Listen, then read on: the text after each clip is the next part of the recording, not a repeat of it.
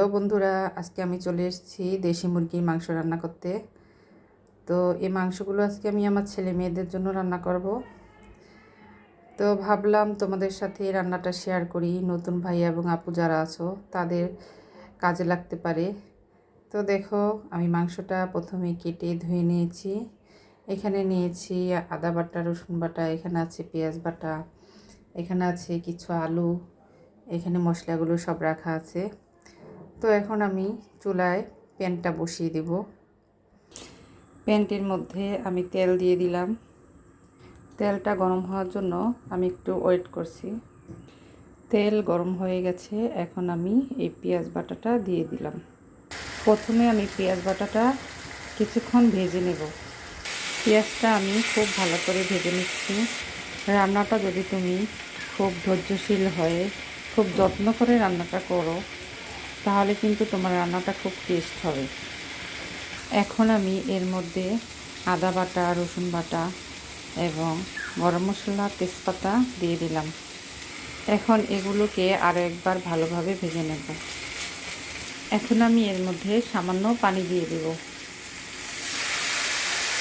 দিয়ে দিলাম হলুদ গুঁড়ো, মরিচের গুঁড়ো এবং পরিমাণ মতো লবণ। এখন এগুলো আমি ভালোভাবে কষিয়ে নেব।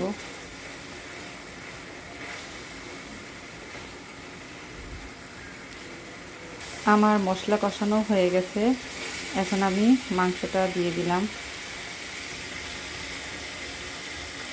এখন মাংসটাকে ভালোভাবে মশলার সাথে কষিয়ে নিতে হবে।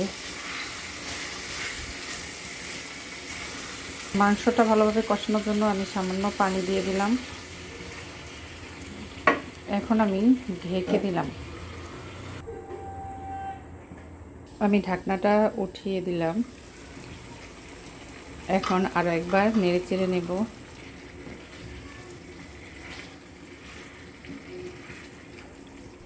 আবারও ঢেকে দিলাম।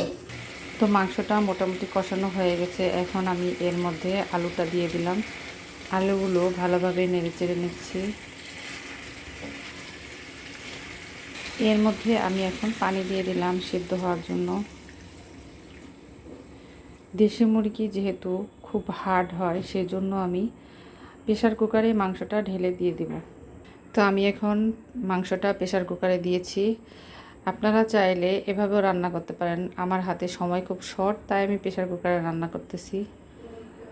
মাংসটা কিন্তু খুব সুন্দরভাবে প্রেসার কুকারে সিদ্ধ হয়ে গিয়েছিল। তখন আমি আবার প্যানের মধ্যে ঢেলে দিয়েছি।